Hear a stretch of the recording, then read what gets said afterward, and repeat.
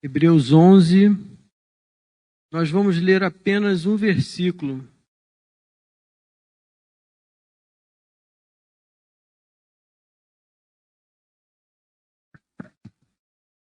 Hebreus 11, versículo 26. Ele entendeu que ser desprezado por causa de Cristo era uma riqueza maior que os tesouros do Egito, porque contemplava a recompensa.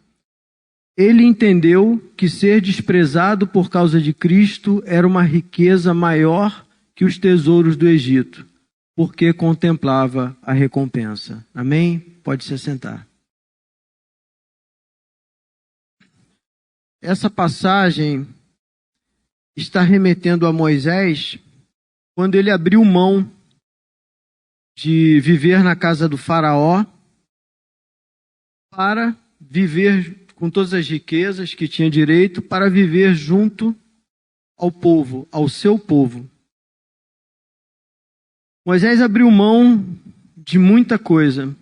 Por quê? Porque ele contemplava uma recompensa.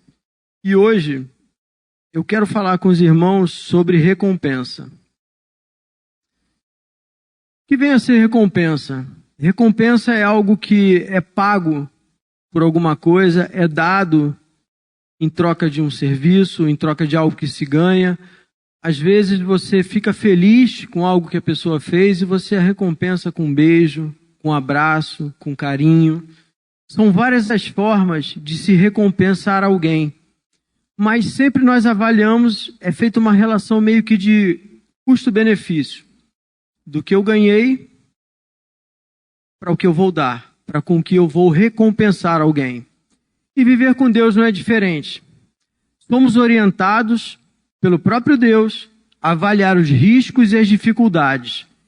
Na grande maioria das vezes que nós escolhemos caminhar com Deus, que nós optamos por seguir na caminhada com Deus, nós viveremos dificuldades que muitas das vezes não aconteceriam se não tivéssemos feito essa escolha.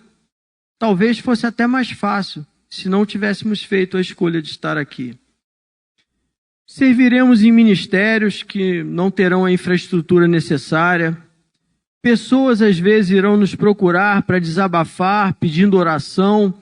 Deus nos colocará em situações em que não nos sentiremos capacitados ou preparados espiritualmente para estar ali.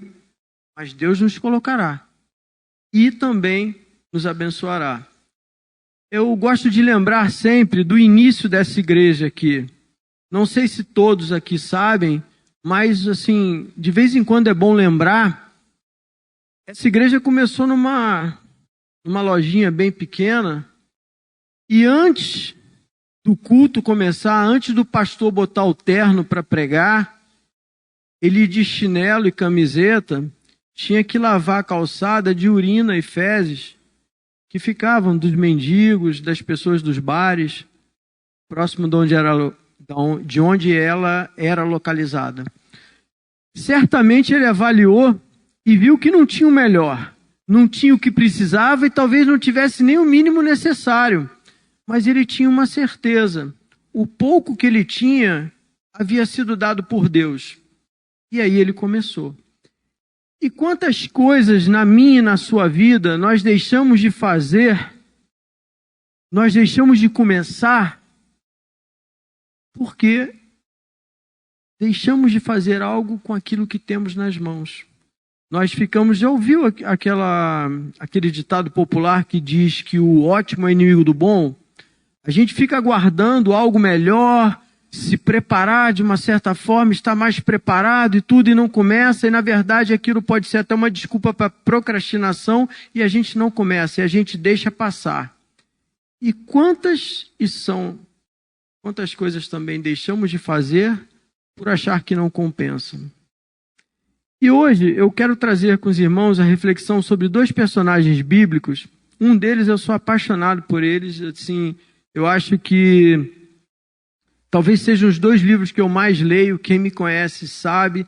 E até teve um amigo, um dia que eu mandei um print de tela para ele, ele falou, nossa, tu não larga desse livro.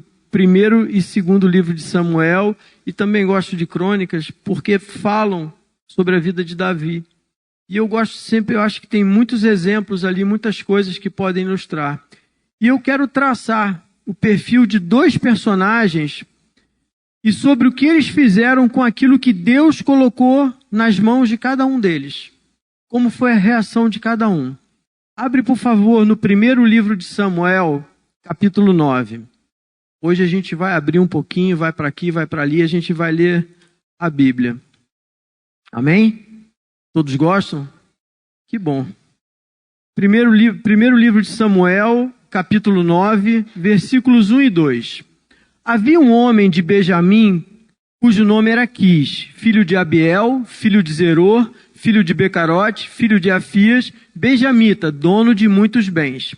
Ele tinha um filho chamado Saul, moço e tão belo, que entre os filhos de Israel não havia outro mais belo do que ele. Dos ombros para cima ele sobressaía a todo o povo. Vamos lá, até aí. Havia um homem de Benjamim, ele fala quem era e a genealogia dele. Isso denota que era uma família importante. Naquela época sempre se falava de alguém, falava o fulano, filho do ciclano. Quando trazia a genealogia toda, é porque a pessoa era importante e essa importância gerava poder também para a família. Essa palavra cita que era uma família, o Saul era de uma família de muitos bens, uma família rica, mas denota mais poder. Ele era bem mais alto do que todos. A palavra cita também que ele era belo. E além disso diz no finalzinho do versículo, aqui ó, no finalzinho do versículo 2, que entre os filhos de Israel não havia outro mais belo do que ele. Não havia ninguém como Saul. Dos ombros para cima ele sobressaía, ou seja, ele era alto, bonito, forte, poderoso e rico. Seria mais ou menos aquele Jesus que a gente imagina, que a gente vê nos filmes, com olhos azuis, o cabelo comprido, bonito. Ele é mais ou menos o perfil de rei que a gente idealiza, que a gente vê nos filmes. O rei que imaginamos. E para completar, tem um versículozinho que eu quero ler, abre agora em 1 Samuel 10:6. Para completar tudo isso que ele tinha, nessa passagem diz assim o seguinte, 1 Samuel 10:6, a palavra de Deus diz assim: o Espírito do Senhor se apossará de você, e você profetizará com eles e será mudado em outro homem. No contexto dessa passagem aí, o Espírito de Deus se aposta de Saul e ele profetiza junto com os profetas. Então, ele tem tudo. Teoricamente, ele tem tudo para começar. Ele está preparado, ele tem dinheiro, ele tem poder e tem unção de Deus. Amém? E aí, eu vou fazer um paralelo entre dois. Vamos agora para o outro personagem, para o Davi. Abre agora, por favor, em 1 Samuel 16. Hoje é dia de ler a Bíblia. Todo mundo aqui vê filme? Todo mundo vê filme, né? Um filme, então, leva mais ou menos, no mínimo, 1h30. Então, se eu passar um pouquinho hoje aqui, amém, porque a gente está na casa de Deus, vamos embora, né? 1 Samuel 16, versículo 1. E depois a gente vai ler do 6 ao 11. Versículo 1. O Senhor disse a Samuel: até quando você terá pena de Saul, se eu o rejeitei como rei de Israel? Enche um chifre de azeite e ponha-se a caminho. Vou enviar você a Jessé, o belemita, porque escolhi um dos filhos dele para ser rei. Pula para o 6. Aconteceu que quando eles chegaram, Samuel viu a Eliabe e disse consigo: certamente está diante do Senhor o seu ungido. Porém o Senhor disse a Samuel: não olhe para a sua aparência nem para a sua altura, porque eu o rejeitei. Porque o Senhor não vê como o ser humano vê. O Senhor humano vê o exterior, porém o Senhor vê o coração. Então Jessé fez passar Samar, porém Samuel disse: tampouco este o Senhor escolheu. Jessé fez passar os 7 filhos diante de Samuel, porém Samuel disse a Jessé: o Senhor não escolheu nenhum desses. E perguntou a Jessé: esses são todos os seus filhos? Jessé respondeu: Ainda falta um, o mais moço, está apacentando as ovelhas. Então Samuel disse a Jessé: manda chamá-lo, pois não nos assentaremos à mesa sem que ele venha. Vamos lá. Davi não era de uma família rica. Fato. Davi não era de uma família importante.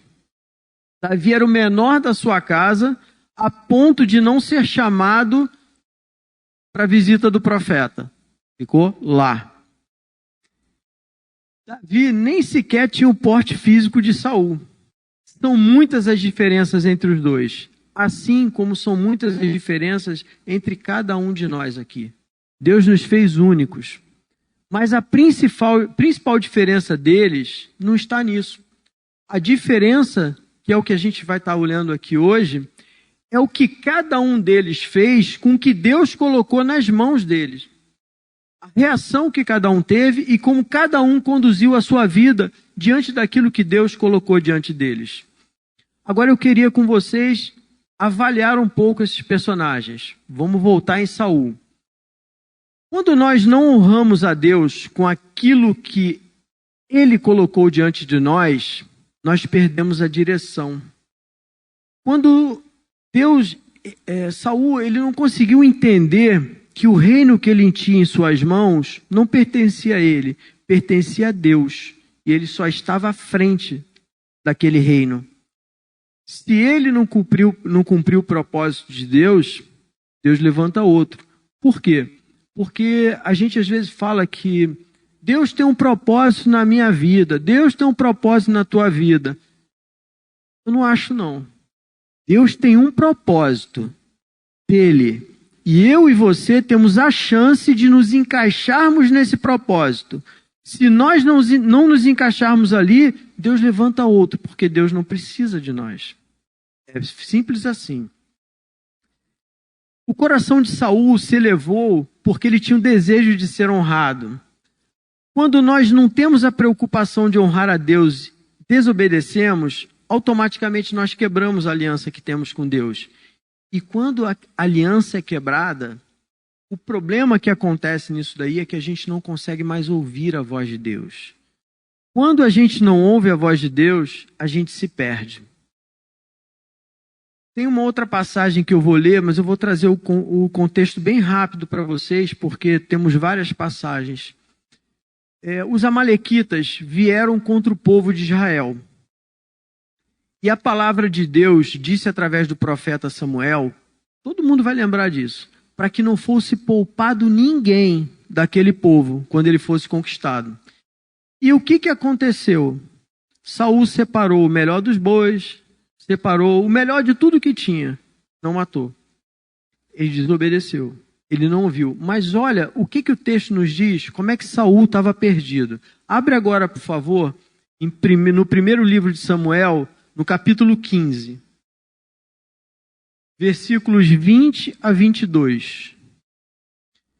Olha a resposta de Saul quando Samuel chama a atenção dele por ele não ter obedecido a Deus e ter poupado o melhor do que tinha. Ele fala: pelo contrário, dê ouvidos à voz do Senhor e segui o caminho pelo qual o Senhor me enviou. Eu trouxe Agag, o rei de Amaleque, e destruí totalmente os amalequitas. Mas o povo pegou do despojo ovelhas e bois, o melhor do que estava destinado à destruição, para oferecer ao Senhor, o seu Deus, em Gigal. Porém Samuel disse: será que o Senhor tem mais prazer em holocaustos e sacrifícios do que obedecer a sua palavra? Eis que obedecer é melhor do que sacrificar, e ouvir é melhor do que a gordura de carneiros. Olha lá, Saul já não discernia mais a voz de Deus. Ele falou, logo no início do versículo 1, ele diz: pelo contrário, dê ouvidos à voz do Senhor. Mas não era mais a voz do Senhor. A voz do Senhor tinha falado para ele através do profeta: faça assim, acabe com tudo para que não haja contaminação. O que ele fez? Ele poupou o que ele achou que era bom. Ele achou que estava agradando a Deus, mas a voz que ele estava ouvindo não era mais de Deus. Ele perdeu. Ele se perdeu. Ele ouviu o seu próprio coração. E ele achou que ele agradaria a Deus com aquilo que ele tinha conquistado, com aquilo que agradava a ele. ele desobedeceu. Saul achou que os valores de Deus eram igual aos valores dele. Mas Deus não quer bens. Deus quer obediência. Deus quer a minha e a sua vida. Quando nós quebramos a aliança com Deus, nós não conseguimos mais distinguir, assim como acontece com Saul. E quando nós não ouvimos a voz de Deus, nosso coração se eleva e nós não temos mais o desejo de honrar a Deus. Por isso que Saul não reconhece o seu pecado. No final do versículo, vamos ver aqui agora, uma outra passagem, na sequência disso, mais um versículo adiante, versículo 23. Lê comigo aí no primeiro livro de Samuel 15, o versículo 23. Porque a rebelião é como o pecado da feitiçaria, e a obstinação é como a idolatria, e o culto a ídolos no lar. Por você ter rejeitado a palavra do Senhor, também ele o rejeitou como rei. Foi isso que Samuel disse a Saul, quando ele disse, não, pelo contrário, eu ouvi. A resposta de Samuel para ele foi essa. O que acontece? Saul, nesse versículo, fica bem claro que ele não se arrependeu. Depois que Samuel diz que ele foi rejeitado, que ele rejeitou a palavra do Senhor e por isso ele foi rejeitado por Deus, aí Saul começa a entender o que ele tinha feito. Lê agora comigo o versículo 30. Olha o que Saul disse. Pequei, mas honre-me agora diante dos anciãos e do meu povo e diante de Israel. Volte comigo para que eu adore o Senhor, seu Deus. Veja isso. Quando ele foi confrontado com o que ele tinha feito, ele diz, não, pelo contrário, eu ouvi a voz de Deus e eu fiz. E o profeta diz, não, você não fez. E aí quando o profeta diz que ele foi rejeitado porque ele rejeitou a palavra desobedecendo, aí dá um estalo e fala, opa, o nome disso é remorso. Ele fica preocupado com a consequência do que ele fez. E aí ele pede que o profeta vá com ele. Agora, vamos seguindo nessa avaliação, vamos olhar o outro personagem e a reação dele diante do confronto. Abre agora, por favor, no primeiro livro de Samuel, capítulo 22. Primeiro livro de Samuel, capítulo 22, vamos ler mais 2 versículos. Nesse contexto aqui, vamos ler os versículos. Versículos 1 e 2. 1 Samuel 22, versículos 1 e 2. Davi saiu daquele lugar e se refugiou na caverna de Adulão. Quando os seus irmãos e toda a casa do seu pai souberam disso, foram ficar com ele. Ajuntaram-se a ele todos os homens que estavam em dificuldades, os que tinham dívidas e todos os amargurados de espírito. E Davi se tornou o chefe deles. E havia com eles uns 400 homens. Até aí. Veja só, Davi já tinha sido ungido rei, lá no capítulo 16, se não me engano, mas ele é ungido rei, mas não assume o trono. A partir do momento que ele é ungido rei, ele passa a ser perseguido por Saul durante 10 anos. Nesse tempo, Davi, que já tinha sido ungido rei, vive do favor dos outros. Nesse tempo, Davi se esconde em cavernas, como esse versículo diz. E uma coisa que me chama muita atenção. Davi, olha aqui no versículo 2. Ajuntaram-se a ele todos os homens que estavam em dificuldades, os que tinham dívidas e os amargurados de espírito.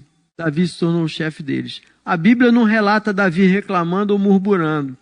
Davi foi ungido rei, foi perseguido, se escondeu em caverna, viveu do favor dos outros e ainda começou liderando a escória. O que sobrou, o resto, o que tinha de pior. As condições dele foram totalmente diferentes das de Saul. Deus não deu o melhor para ele começar seu reinado. E lembre-se sempre disso, que a palavra de Deus nos orienta a entender o custo de segui-lo.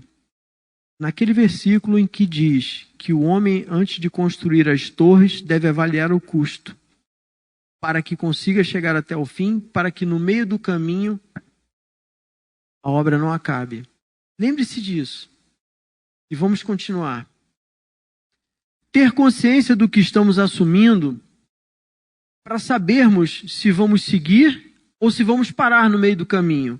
Quando o nosso propósito e motivação são honrar a Deus, podemos ter a certeza que mesmo parecendo impossível, mesmo não tendo as condições, com todas as dificuldades, seja impossível aos nossos olhos, conseguiremos.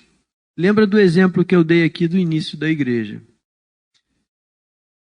E qual a diferença? O que fez a diferença para Davi e para Saul no segmento das suas vidas? No que fizeram, o que fez eles entenderem o que fazer com aquilo que Deus colocou em suas mãos?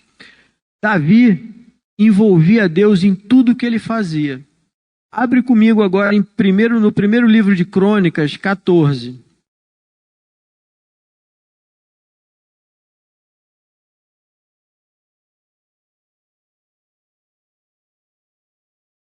Amém?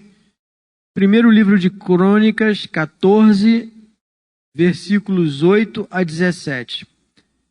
Quando os filisteus ouviram que Davi tinha sido ungido rei sobre Israel, subiram todos para prendê-lo. Quando soube disso, Davi saiu contra eles. Mas os filisteus vieram e investiram contra ele no vale dos Refaíns. Então Davi consultou a Deus, dizendo: devo atacar os filisteus? Tu os entregarás nas minhas mãos? O Senhor respondeu: vá, porque os entregareis nas suas mãos. Os filisteus deixaram lá os seus deuses e Davi ordenou que fossem queimados. Então Davi foi a Baal-Perazim e os derrotou ali. Deus, por meio de mim, rompeu as fileiras inimigas, como as águas rompem as barreiras. Por isso chamaram aquele lugar de Baal-Perazim. Os filisteus tornaram a subir e fizeram nova investida no vale. De novo Davi consultou a Deus e este lhe respondeu: não vá atrás deles, mas rodeie por detrás e ataque-os por diante das amoreiras. Quando você ouvir o barulho de marcha pelas copas das amoreiras, saia para a batalha. É Deus que saiu à sua frente para atacar o exército dos filisteus. Davi fez como Deus lhe havia ordenado e atacou o exército dos filisteus desde Gibeão até Gezer. Assim a fama de Davi se espalhou por todas aquelas terras e o Senhor fez com que todas as nações tivessem medo dele. Olha que lindo esse texto. Essa passagem traz muitos ensinamentos para nós. Davi se viu numa adversidade. O que ele fez? Buscou a Deus. Deus deu a direção, ele obedeceu e teve êxito. Amém. A adversidade voltou. O problema voltou. Qual poderia ser a reação de Davi, que muitas vezes é a minha e a sua reação? Reclamar, murmurar. Poxa, mas Deus não tinha dado a direção, eu fiz como Deus falou, por que agora o problema voltou? Por que a doença voltou? Por que a falta de dinheiro aconteceu novamente? Entre outras coisas. O que Davi fez? Foi a Deus novamente. Olha que interessante. Ele não falou nada. Ele foi a Deus. E o que aconteceu? Ele mostrou obediência. Já tinha mostrado, mostrou de novo e mostrou submissão a Deus e humildade. Coração de servo, um coração ensinável. O que aconteceu?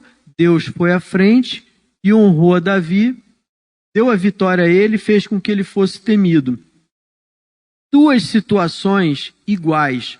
A gente tem um problema, a gente ora, Deus dá a resposta, a gente tem uma vitória. O que a gente faz se o problema volta? Seria muito normal a gente repetir a mesma coisa que Deus orientou a fazer. Mas quando a gente tem uma vida de intimidade com Deus e proximidade, a gente conversa, como a gente conversa com um amigo, como a gente conversa com o pai. E ele pegou e foi a Deus novamente. O que aconteceu? Deus deu uma direção diferente. Faz dessa forma agora, porque eu vou com você. E ele fez. Ele obedeceu, ele não questionou, não reclamou, não murmurou, ele obedeceu. E teve a vitória. Agora eu queria olhar de um outro ângulo, com uma outra ótica, sobre não envolver a Deus em tudo, em todas as coisas. Abre lá agora no primeiro livro de Samuel 13. Volta lá no livro de Samuel. Olha que interessante essa ilustração. Primeiro livro de Samuel 13, vamos ler dos versículos 1 a 9. A palavra de Deus diz assim: Saul havia reinado em Israel durante 1 ano. No segundo ano do seu reinado sobre o povo, escolheu 3.000 homens de Israel, 2.000 estavam com Saul em Miquimais e na região montanhosa de Betel, e 1.000 estavam com Jonatas em Gibeá de Benjamim. Saul despediu o resto do povo, cada um para a sua casa. Jonatas derrotou a guarnição dos filisteus que estava em Gibeá, e os filisteus ficaram sabendo disso. Então Saul mandou tocar a trombeta por toda a terra, dizendo: que os hebreus escutem isto.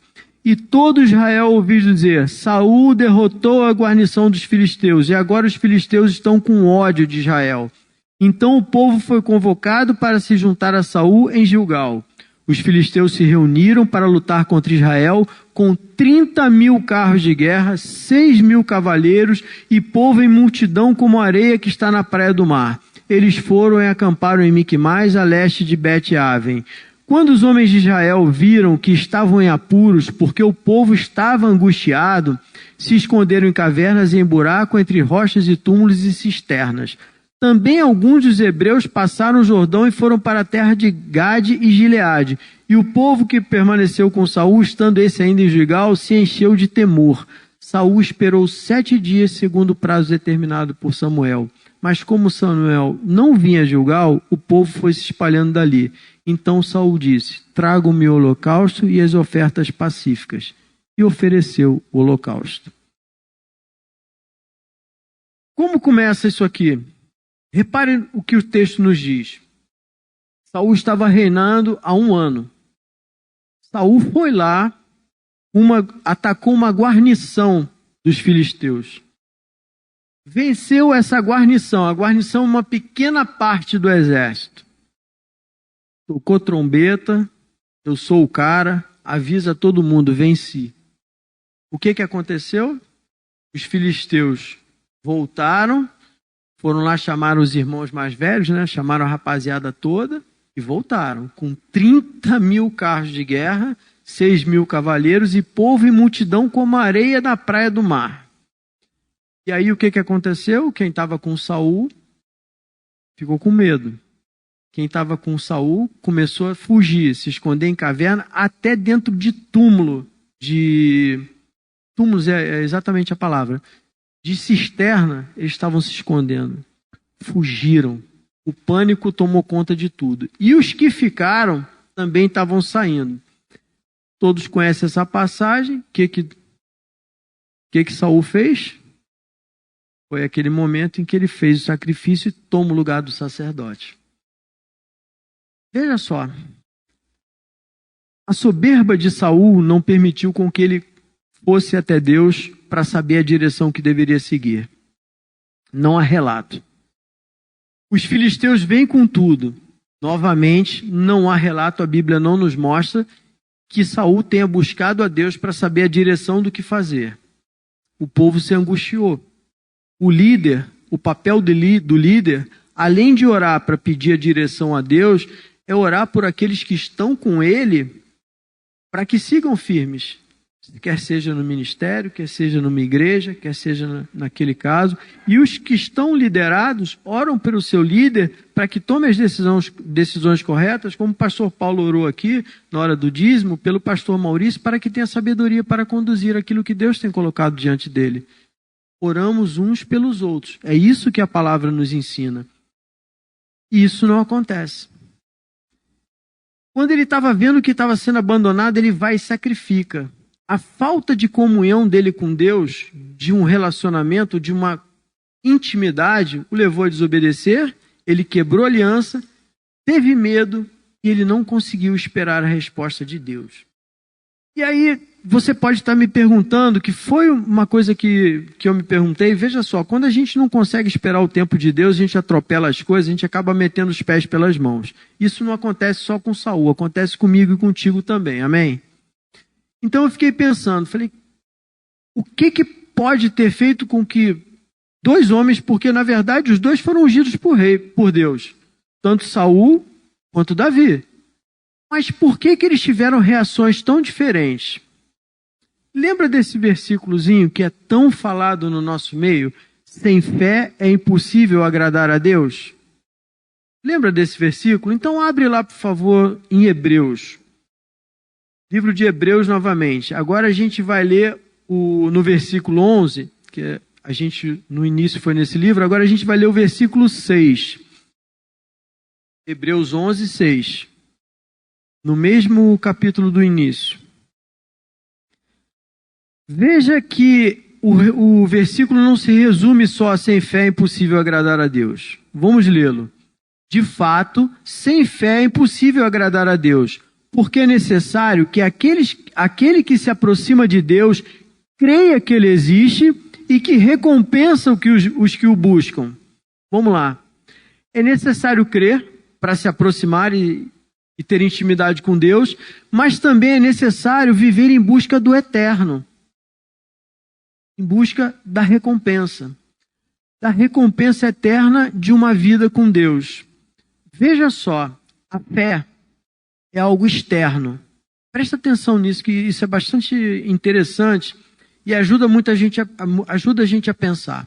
A fé é algo externo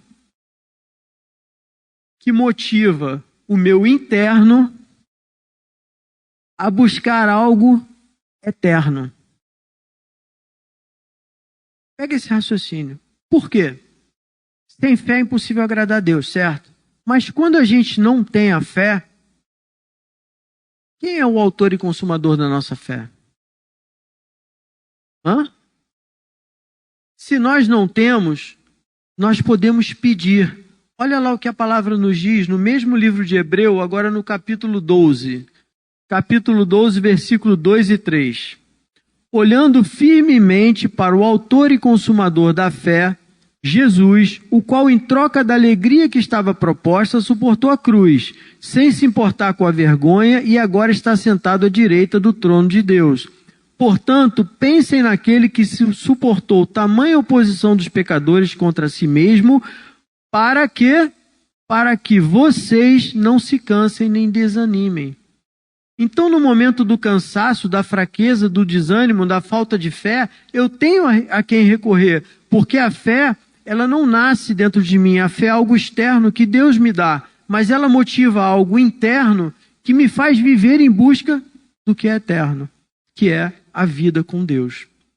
Agora, meus irmãos, continuando no livro de Hebreus, vamos voltar ao versículo inicial. Olha lá. Hebreus 11, 26. Ele entendeu que ser desprezado por causa de Cristo era uma riqueza maior do que os tesouros do Egito. Por quê? Porque ele contemplava o quê? A recompensa. Deus é tão bom que, além de nos dar a fé, Ele nos recompensa no final. A Bíblia nos mostra no livro de Hebreus homens e mulheres que entenderam essa recompensa e viveram em busca dessa vida eterna com Deus. Hebreus é chamado de o livro dos heróis da fé. E agora, para a gente caminhar para o final, eu quero finalizar isso mostrando para vocês como esse entendimento da recompensa influenciou as vidas de Saul e de Davi e pode influenciar a minha e a sua também. Vamos voltar para Samuel. Vamos lá para o capítulo 15 do primeiro livro de Samuel. A gente leu esse versículo, mas é preciso ler novamente para fixar isso e a gente está dentro do contexto. Primeiro livro de Samuel 15, versículo 30. Então Saul disse: pequei, mas honre-me agora diante dos anciãos do meu povo e diante de Israel. Volte comigo para que eu adore o Senhor, seu Deus. Lembra que ele só reconhece o pecado dele quando o profeta diz: você rejeitou a palavra do Senhor, você desobedeceu, então Deus também vai te rejeitar. Aí ele se vira a chave: pequei. A preocupação de Saul era com a sua honra e como ia ficar a imagem dele diante do povo. Aí ele pede para quê? Para que o profeta vá com ele e o honre. Agora vamos lá para o segundo livro de Samuel, versículo 12. Olha a diferença da reação. Segundo livro de Samuel, versículo 12. do 7 a 9. Isso aí é quando o quê? Quando Davi adultera com Betseba, manda assassinar o marido delas, Urias o Heteu, e aí o profeta vai e confronta, o profeta Natan confronta a Davi.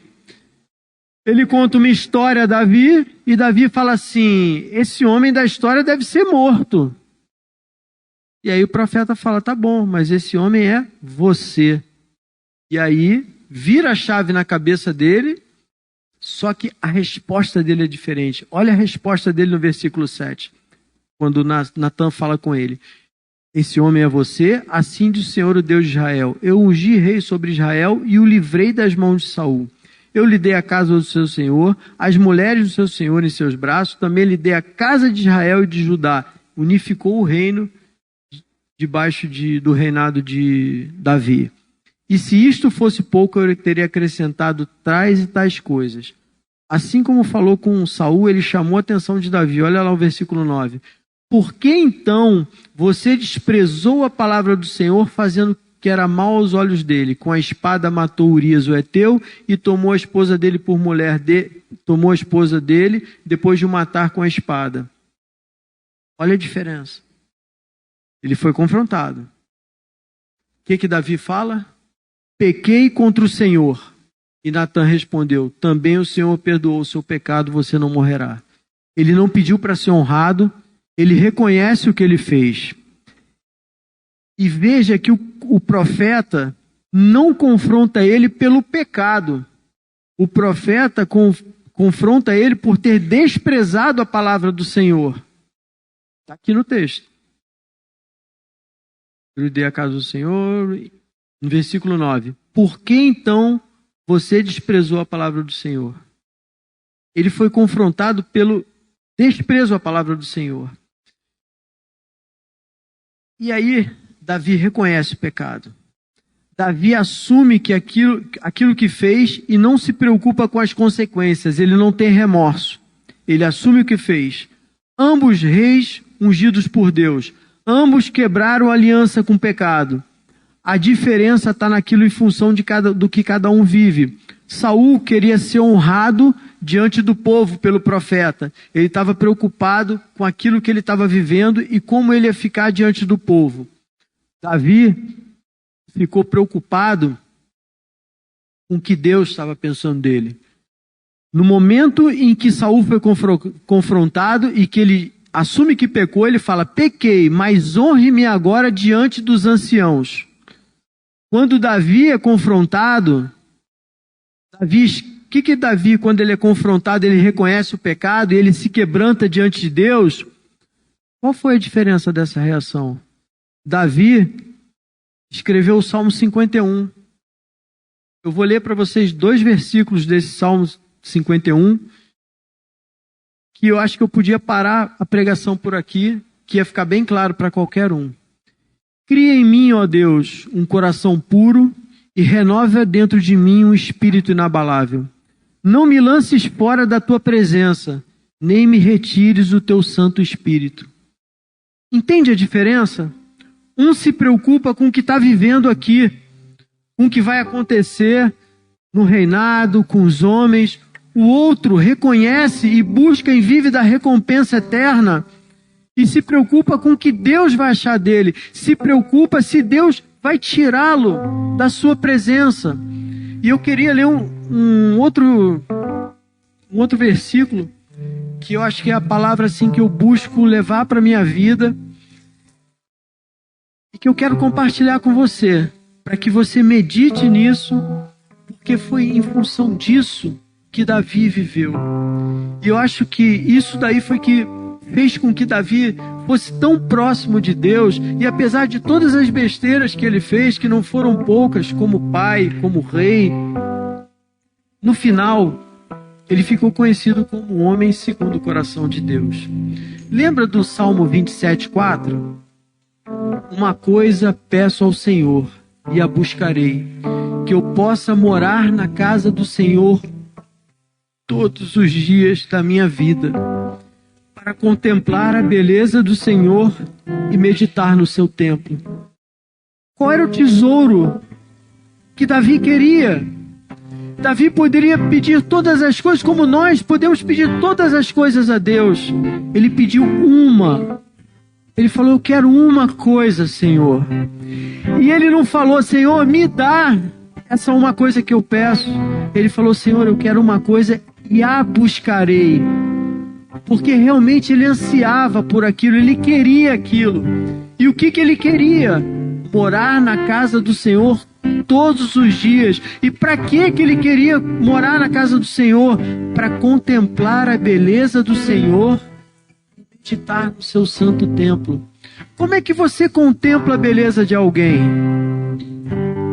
Olhando.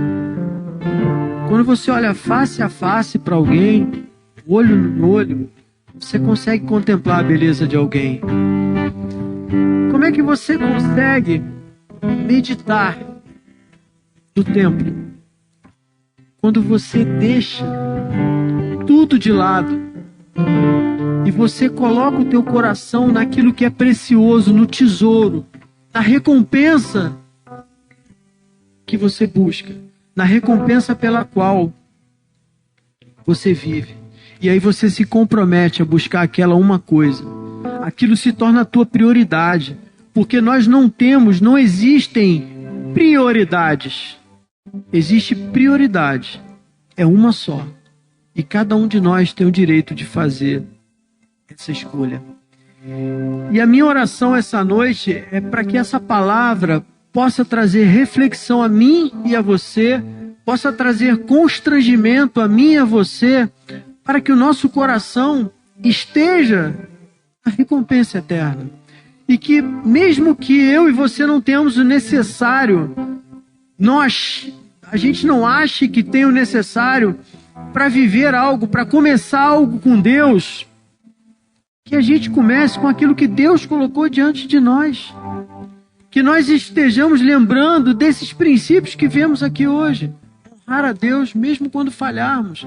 Nós vimos 2 homens que erraram, que falharam, que haviam sido ungidos por Deus, mas com reações diferentes. Quando a gente envolve Deus em tudo, a nossa vida muda. Por que a nossa vida muda? Porque a gente coloca uma prioridade, um foco. E que a minha e a sua fé, que caso a gente não tenha essa fé, para interiorizar, para mover o nosso interno, para a gente viver em busca do eterno, que a gente possa pedir a Deus. E eu quero finalizar com Hebreus 6, versículos 11 e 12. Presta atenção nesses 2 versículos.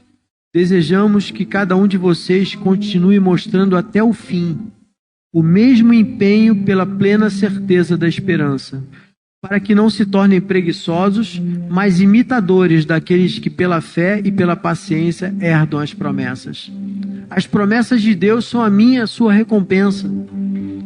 Se outros conseguiram, nós podemos conseguir.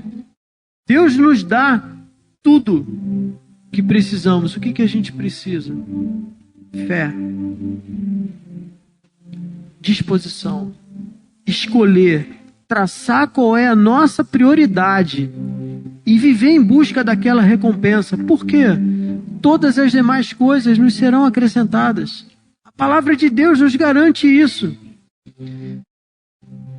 Lembra que Saul era o cara. Ele tinha tudo. E começou o seu reinado com o que havia de melhor. Davi era o último. Começou seu reinado sendo 10 anos perseguido e liderando a escória. Começou com o que tinha de pior. Mas foi o que Deus deu para ele. Então, se é melhor ou se é pior, não importa. Importa que é aquilo que Deus nos deu. E temos de começar com o que temos nas mãos. A diferença vai fazer na recompensa que eu e você buscamos. Se ela é terrena ou se é eterna. Amém? Vamos orar. Te convido a ficar de pé para estarmos orando e louvando a Deus. Que esse louvor possa te trazer uma reflexão. Ele fala sobre a fidelidade de Deus, sobre viver esperando a volta do Senhor e sendo fiel, sendo encontrado fiel nessa volta. Deus amado e querido Pai, eu coloco as nossas vidas diante de Ti, Senhor, porque não somos nada, Senhor, sem Ti. Precisamos de Ti até mesmo para ter fé, meu Deus. Precisamos de Ti para seguir a cada dia quando amanhecemos, Senhor, para continuarmos, Pai. Ajuda-nos, Deus, então, a caminhar mais uma milha. Ajuda-nos, Senhor, a seguir com o que temos nas mãos, com aquilo que Tu tem colocado diante de nós, Senhor. Não permita que estejamos murmurando, Senhor. Não permita que estejamos procrastinando, Pai, e aguardando o melhor. O melhor é aquilo que Tu tens para nós. O melhor é o que Tu tem colocado diante de nós, é o que está nas nossas mãos hoje, Senhor. Ensina-nos, Pai, a viver debaixo daquilo que Tu tem nos dado, debaixo da Tua unção, Senhor, em busca da recompensa eterna, Pai. Essa é a minha oração, Deus amado. Agradecido a Ti, orando em nome de Jesus. Amém.